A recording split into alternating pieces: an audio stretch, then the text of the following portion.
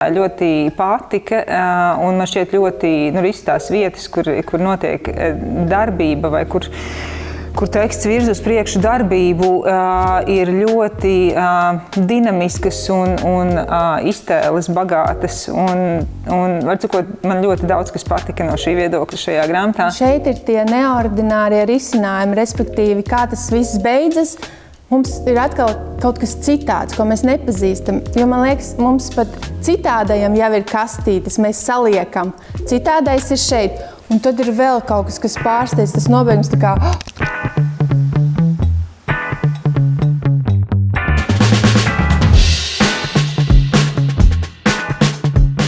Kā filmā par grāmatu. Gašpera dzīvē viss ir kārtībā, līdz brīdim, kad viņš pamana izmaiņas vecāku uzvedībā un saprot, ka ģimenē notiek kaut kas nelāks. Bet kas īsti? To viņam nepalīdz noskaidrot pat Google. Kādu dienu viss sāk līdzināties filmai. Romāna autors tiešā, bet tajā pašā laikā smalkjūtīgā veidā pievēršas ģimenes attiecību problēmām, izvedot lasītāju cauri negaidītiem sižeta līkločiem. Vinko Mēderndorfers ir slovēņu dzejnieks, rakstnieks, dramaturgs un režisors. Saņēmis dažādus apbalvojumus 2013. gadā. Kā filmā tika atzīts par labāko slovēņu romānu jauniešiem. Esiet sveicināti izdevniecības Aminorī podkāstā. Mani sauc Kristīna Spura, un mēs turpinām sarunas par literatūru, kas nu pat ir iznākusi. Un šodien arī mūsu noslēdzošā saruna par slovēņu autoru Vinko Mēderndorfera grāmatu Kā filmā. Bet pirms mēs kaut ko noslēdzam, mums ir jāsāk šī saruna. Un šodien man viesis ir cilvēks, kurš bērnu un jauniešu literatūru lasa ne tikai sava prieka dēļ, arī bērnu prieka, savu bērnu prieka dēļ, bet arī mazliet pētnieciskos nolūkos. Teātra režisora, horeogrāfe, rakstniecības studenta un arī dramaturģe Anta Priedīte. Čau! Čau, Kristīna! Es zinu, ka bērnu un jauniešu literatūrai tu esi pievērsusies ne tikai tādā patērētāja skatījumā, bet arī tiešām pieejot mazliet analītiskāk. Un viena lieta, kam tu īpaši pievērsi uzmanību, ir klišejas. Kas ir klišejas bērnu literatūrā? Kā vispār var šo sataustīt?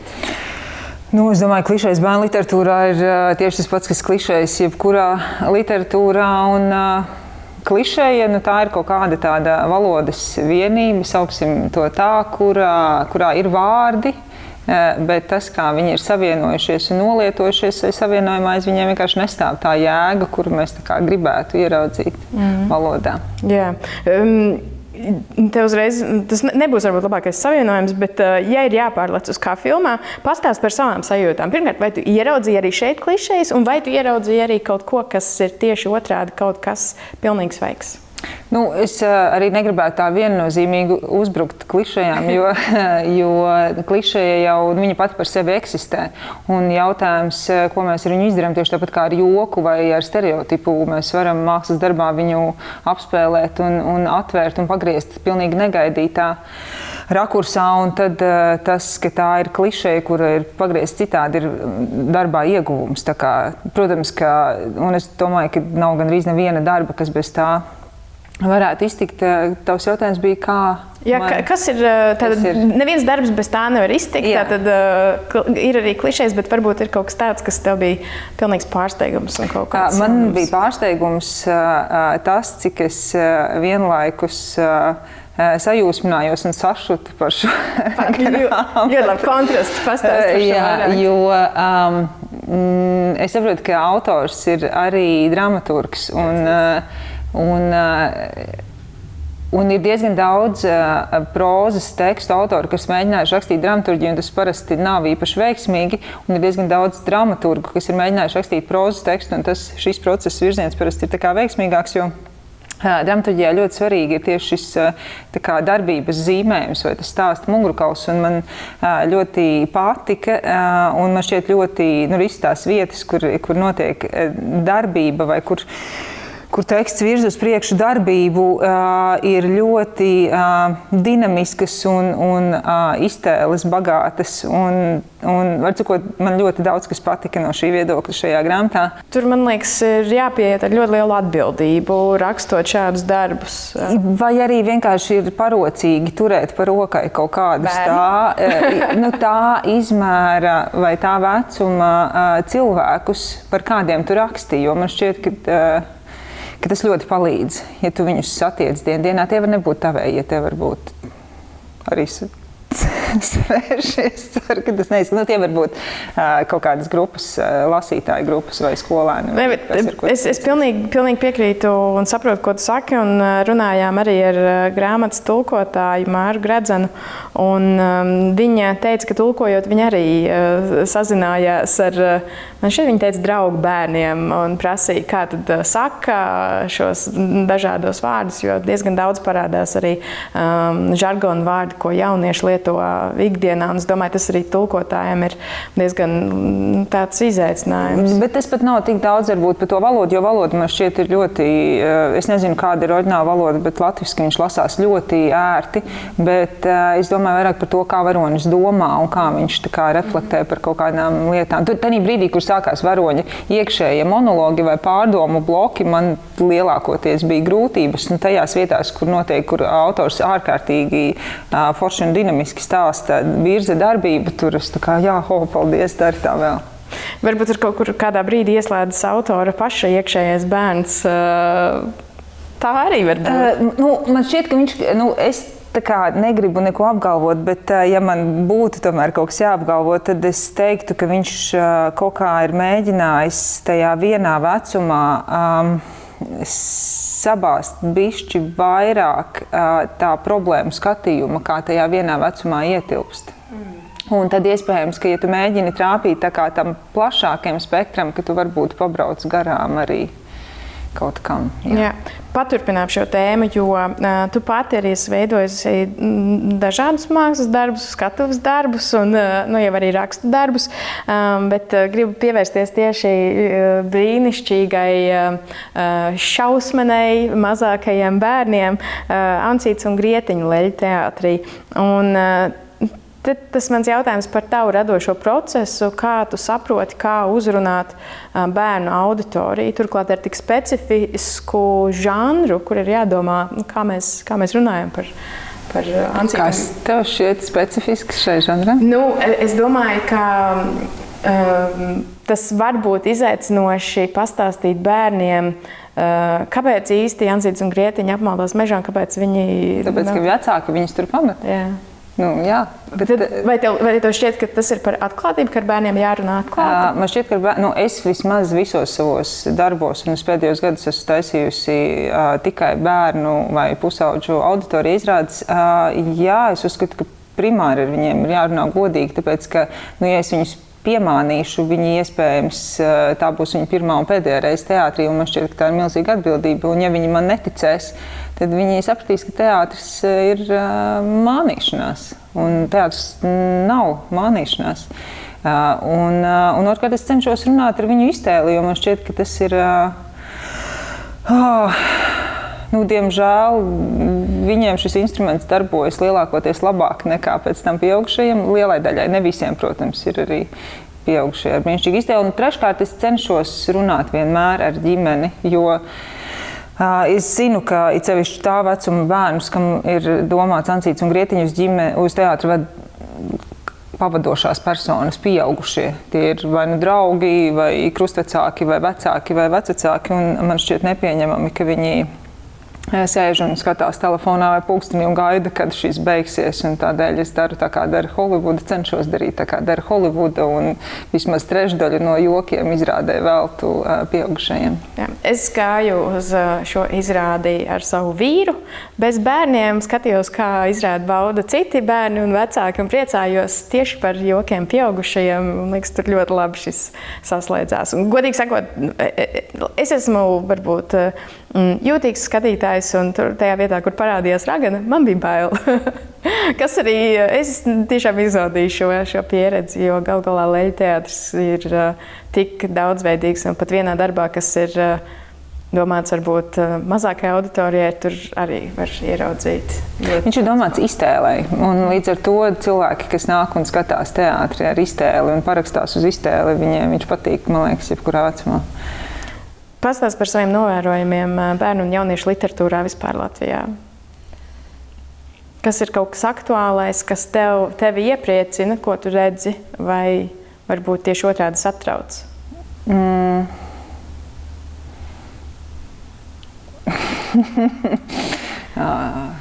Satrauc šis jautājums. Piedod. Kas man vienlaikus iepriecina un arī droši vien satrauc, man iepriecina tas, ka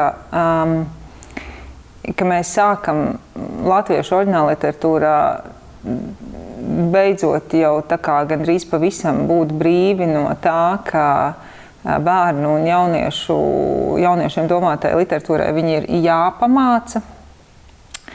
Un ar bērniem kaut kā tas iet vieglāk, pusauģiem, man liekas, sarežģīti. Man šķiet, ka latviešu rakstnieki baidās vai salīdzinoši ļoti maz raksta pusauģiem. Tas ir bēdīgi, jo skaidrs, ka mums ir ļoti daudz tulkotās dēļliteratūras pusauģiem. Kā tev liekas, kāpēc viņi baidās? Es nezinu, tāpēc, ka tas skaitās droši vien sarežģīti. Tāpēc, ka bērni liekas vienkāršāk, kaut es neuzskatu, ka bērni ir vienkāršāki. Man šķiet, ka arī pusauģiem varētu atvēzēties un rakstīt daudz krāšņāk, jo es skatos uz saviem bērnu pusauģiem un es gribu izteikt tādu apgalvojumu, ka viņi daudz labāk jūtās fantāzijas un fantastikas literatūrā kā reāla psiholoģijā, un man šķiet, ka tas ir tāpēc, ka būsim reāli, pusaudzība ir ļoti ekstrēms vecums. Jā, iespējams, tas ir kaut kāds tāds kā šī te fantāzijas pasaule, tāds kā mīkstinājuma, tāds matracis, kur iespējams tas nav tik ass. Tas ir viens, bet tanī pat laikā viņi padara jebko iespējamu. Bet man šķiet, ka tā fantāzija kaut kādā veidā ir par ļaušanos. Un te ir jautājums, cik lielā mērā autors ļaujas pats savām fantāzijām un kā rakstnieks varbūt iziet no kaut kāda sava ierastā. Varbūt, jā. Vai arī varbūt viņā joprojām ir tā aizmuguras doma, neskur iedēstītā, un man tomēr gribētos teikt, ka izskaužamā, ka viņam ir jāparāda tā reālā dzīve. Pieaugušo dzīve, tu izaugsi, un tad šī būs pieaugušo dzīve. Un šķiet, ka nē, kāpēc? Taču pat pieaugušie ar prieku lasa kāpu, kas ir par ko? Vienlaikus par cilvēka un varas attiecībām vēl daudz ko, bet tāpat laikā. Man liekas arī interesanti, ka tieši pat arī Gašpera mamma visu laiku saka, tā jau būs, kā tev tagad skolā ir, tā būs arī pieaugušo dzīvē, un mazliet jau ievirza tādā, tajā, ko tu tikko teici, ka, tad tu redzēsi, kā un lai cik tā kā neticami strauji attīstās viņa attiecības ar Maksu, tad patiesībā Maks viņam piedāvā tieši to visa iespējamību. Un man šķiet, ka jauniem cilvēkiem, pat ja viņi ir nīgri un aizcērti istabas durvis, viņiem tomēr gribās ticēt, ka jebkas ir iespējams, ka viņi var jebko, jo tīri bioloģiski viņu smadzenes atrodas vēl tajā nobriešanas stadijā, kur viņiem liekas, ka viņi ir neuzvarami. Un man šķiet, ka ejot pa šo ceļu pie viņiem, viņi daudz labprātāk gribēs to atrast literatūrā nekā sociālos tīklos. Viss ir iespējams, kaut kādā veidā gribas tam ticēt, un paldies tev par sarunu. Es domāju, mēs par Kā filmā vēl turpināsim runāt pēc pavisam īsa mirkliša. Šodien sarunas centrā ir Vinko Mēderndorfera grāmata Kā filmā, un to jau paspējusi izlasīt arī jaunā autora, digitālā satura veidotāja un RTU Liepājas akadēmijas rakstniecības maģistrantūras absolvente Ulrika Ūpe. Čau, Ulrika! Prieks te būt. Jā, prieks tev redzēt. Pastāst par savām sajūtām, lasot Kā filmā. Vai tu jūties kā filmā, vai tu jūties kā grāmatā? Es laikam jutos kā seriālā, kurā ir tā kā 2 epizodes, jo grāmata savā ziņā sadalās tādās 2 daļās. Un līdz ar to man bija tā sajūta, ka ir viens posmiņš, hops, un tad ir otrs posmiņš. Tā kā es laikam teiktu, seriāls divās daļās, divās epizodēs. Jā, un kura daļa tev patika labāk, vai tā var teikt? Zini kā, man emocionāli mani nomierināja otrā daļa. Pirmā daļa mani satrauca, bet tas literatūrā ir pilnīgi gaidāms un vēlams. Bet otrā daļa man iedeva kaut kādu tādu. Otrajā daļā arī ir interesanti tas, ka tas tāda dabiska, mierīga dzīve. Labi, viņi tur ir diezgan, lai paigi neskāpātos tādā norobežotā vidē, bet viņa arī ir kļuvusi par kaut ko dīvainu, citādu. Bērnam maize ir kaut kas tā kā maize, kas mēs cepsim maizi, viņš ir veikalā. Respektīvi tādas lietas, kas pārsteidz, ka tas ir kļuvis par kaut ko svešu. Tāda dabiska dzīvošana, kur ir viss tas hops, tas man likās arī interesanti no tāda mūsdienu bērna aspekta, ka tas ir reāli un bērniem pietrūkst šīs tādas varbūt oriģinālās vides mierīgas dzīvošanas. Un kaut kāds tāds tā kā palielināmais stikls virs ikdienas lietām, jo bieži vien tiešām tādā skrējienā varbūt mēs neaizdomājamies ne tikai kā bērni, bet arī kā pieaugušie, kā vispār top lietas. Kurš šo dīvānu taisīja? Kā kas notiek? Bet, tā kā man mājās ir kāpēcītis, vēl bišķiņi ir kāpēcīšu vecums, tad es esmu pieredzis, ka ir jautājumi, uz kuriem vienkārši tu jūties ļoti nekompetents kā vecāks, jo tie jautājumi ir visdažādākie un pēkšņi ir jāatcerās kaut kādas absolūti dažādas lietas. Tā kā, mēs pieauguši arī, mums arī pietrūks tādu vienkārši pamatlietu. Tieši pati jau ieskicēja, tev mājās arī ir kāds, kurš grib atbildes uz jautājumiem. Un tas, kāda sajūta man bija lasot, kā filmā, ir šī pārliecība, ka bērni saprot ļoti daudz patiesībā no tā, kas notiek apkārt, kas notiek ģimenē, ko domā vecāki. Lai gan vecākiem parasti liekas, ka mēs ļoti labi spējam nomaskēt, ka mums ir problēmas ģimenē.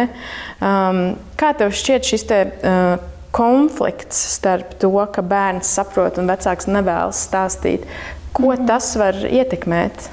Es domāju, ka šī grāmata ir jāizlasa vecākiem tā iemesla dēļ, ka šeit ir ļoti spilgti atainota tā bērna emocionālā vide un cik viņa ir piesātināta un cik tur ir daudz. Un tad, ja pretī ir vecāks, kurš tā vietā, lai runātu, noslēdzas, tur ir mamma, kurai visticamāk, neizvirzot diagnozes, ir vismaz depresīvs noskaņojums. Tas ir tas, ko es arī domāju. Jā. Un tur ir tētis, kuram ir jau sava paralēlā dzīve, respektīvi viņi ir citā pasaulē un tas bērns paliek viens. Un tur arī lieliski ir atainots, ka mamma neļauj skatīties filmu 12+. Viņš jau visas tās filmas ir redzējis, bet viņi ar viņu nerunā. Un tas ir šajā grāmatā ļoti spilgti iezīmējis. Ir problēmas skolā, ir draudzene, bet kura negrib par mani dzīvē runāt. Un tās visas lietas viņam šeit krājās, un viņš tur ir viens. Jā, es domāju, tā saruna tiešām ir būtiska un ļoti labi atspoguļojas arī kā filmā. Kaut kādā veidā arī tu savā ikdienā, kā digitālā satura veidotāju un lasīšanas entuziasti, varētu teikt, arī veido sarunu starp cilvēkiem, kuriem varbūt arī interesēta literatūra. Kā tu iesāktu sarunu par kā filmā? Kas ir tās lietas, ko tu teiktu? Tur īstenībā ir ļoti daudz to aspektu, jo autors ir spējis tādā mazā, gana īsā, bet ļoti aizraujošā, tiešām bija aizraujoši lasīt stāstā, savīt ļoti daudz aspektus, bet nav sajūta, ka tas ir tā kā, vajadzētu ielikt mums par bullyingu, bet tas ļoti organiski notiek, un līdz ar to tur ir daudz slāņu. Tur ir šķirtās ģimenes fenomens, kas noteikti ir problemātisks arī Latvijā, un šeit ir tie neordinārie risinājumi, respektīvi, kā tas viss beidzas. Mums ir atkal kaut kas citāds, ko mēs nepazīstam, jo man liekas, mums pat citādajam jau ir kastītes, mēs saliekam. Citādais ir šeit, un tad ir vēl kaut kas pārsteidz, tas nobeigums tā kā, jo, kā pieaugšais, tu jau tā kā nojautas, ko tas virzas, bet vienalga ir tāds, tāpēc arī tās beigas ir emocionālas un Pati filma autors arī joko un izmanto absurdu, kas arī piešķir tādu raksturu tekstam. Līdz ar to ir daudz dažādu aspektu. Visticamāk, ja es rakstītu īso Instagram ierakstu, cik tur ir to zīmju, tad es fokusētos uz kaut ko vienu, bet šī patiesībā ir daudzslāņaina grāmata. Interesanti, ka tu pieminēji kastītes, un patiesībā mēs arī tieši iepriekš sarunās esam runājuši par citu Aminori izdotu grāmatu kartonu kastes, un tiešām tā ir tāda, ja tāds jautājums, cik daudz mēs sevi ieliekam kastēs, un vai no tām, un kad no tām vajag rāpties ārā. Vēl viena tava kastīte ir arī jaunā autora rakstniece, kur ir sākus rakstīt, un protams, nevar nepieminēt arī rakstniecības maģistrantūru, ko tu esi absolvējusi. Kā tas, ka tu pati vairāk strādā ar teksta radīšanu, maina tavu lasīšanas pieredzi? Ļoti maina patiesībā. Kas notiek? Vai kas ir noticis? Laikam es tad arī izdalītu to rakstīšanu bērniem un rakstīšanu pieaugušajiem, jo rakstot pieaugušajiem notiek tāda. Es varu daudz brīvāk eksperimentēt. Tā ir mana pieredze. Pieaugušais daudz piedod autoram. Viņš var pievilkt, savilkt. Bērns vairāk instinktīvi uztver tekstu, un reizēm ir sajūta, ka viņš sajūt, ka šis nav priekš manis.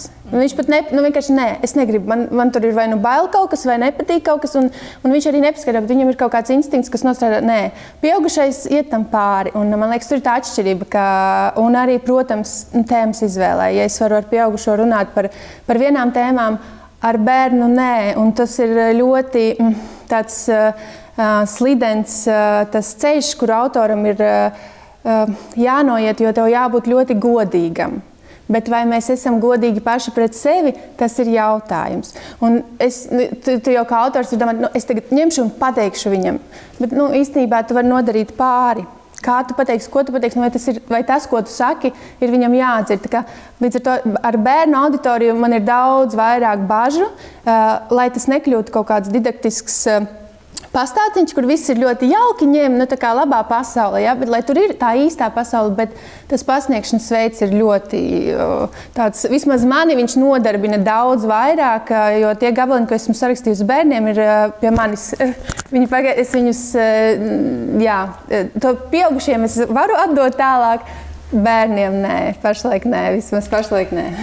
Vai tev gribas no sākuma notestēt, vai tev šķiet, ka vajag kādu, kas tev tā kā mazliet ulrikaiziet, mazliet tā?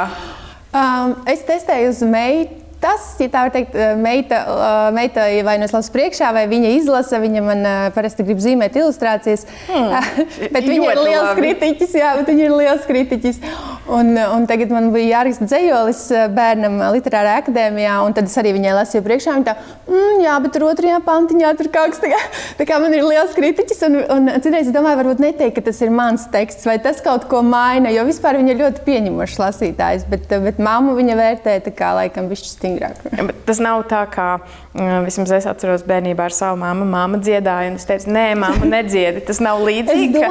Nē, lūdzu, nelasi savu rakstīto. Iespējams, bet tajā pašā laikā viņi man jautā, ja es reiz atnesu grāmatu mājās, viņi jautā, vai tā ir tava grāmata? Es saku, nē, nav. Viņi laikam arī gaida to, jo viņi zina, ka es rakstu, un tad viņam ir liekas, kur tad tā tava grāmata ir? Kā tev šķiet pašai, kur tev ir radusies šī interese par bērnu un jauniešu literatūru? Ne tikai pašai lasīt un stāstīt citiem, bet arī pašai rakstīt? Man liekas, bērns ir ļoti atvērts jautājumiem, bet tādā pašā laikā ir kaut kāds posms, kurā nedrīkst teikt, ka, ja es pateiktu bērnam, tu esi mazs, viņam visticamāk tas nepatīk. Viņš nav mazs, viņš jau ir liels, viņš jau pat 3 gados ir liels, neesmu nekāds mazais. Un tad mēs gribam būt ļoti lieli, kad mēs esam mazi. Mēs gribam būt lieli, mēs gribam visu kaut ko izdzīvot, piedzīvot. Man šajā vecumā tas ir pārgājis. Es zinu, kā ir būt lielai, un es varu mierīgi atgriezties un būt maza, vai mēģināt atgriezties. Un man nav šīs vajadzības būt viszinošai un tādai lielai, šī vārda nozīmē pieaugušai, ļoti gudrai, zinošai. Es varu daudz jautāt, man var daudz interesēt, un tas, kas interesē, ir cilvēks. Un tas arī ir galvenais, kas man literatūrā interesē, cilvēks. It sevišķi ņemot vērā tos apstākļus, kas notiek šobrīd pasaulē, man ir tiešām reizēm rodas jautājums, vai visiem cilvēkiem ir dvēseles?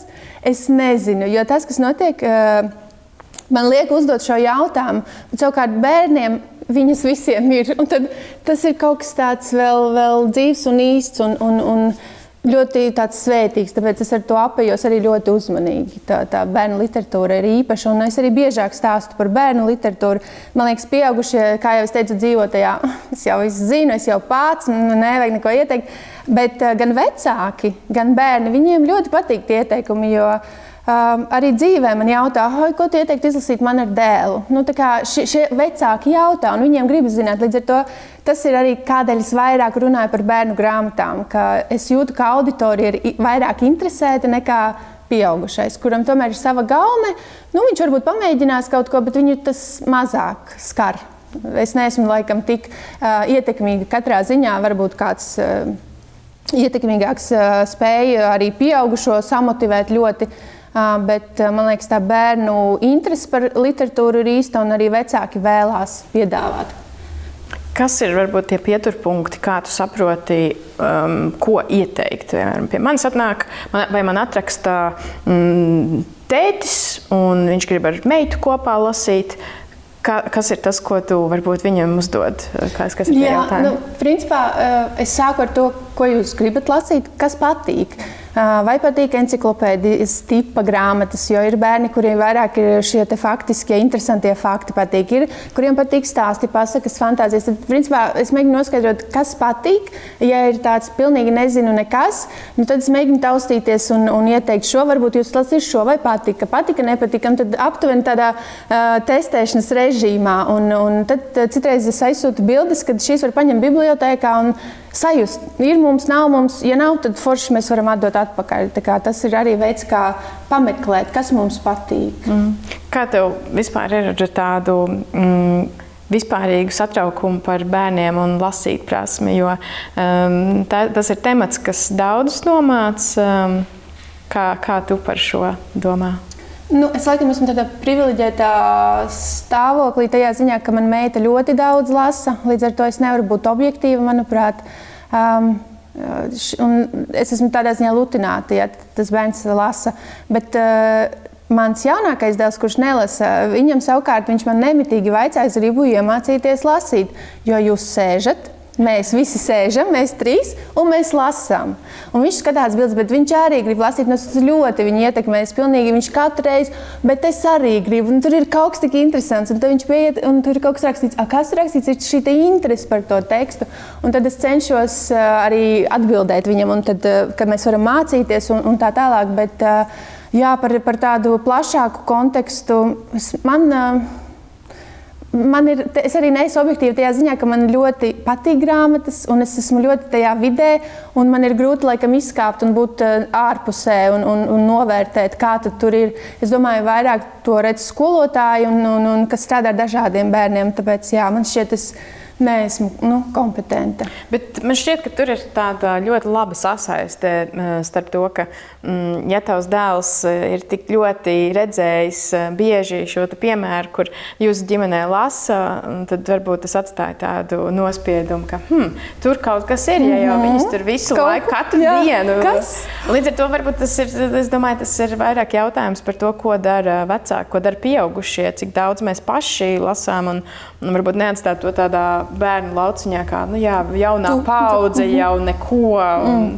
Tas varbūt ar tāda likšana kastītēs. Mēs atkal pie tā atgriežamies. Jā, noteikti. Jā.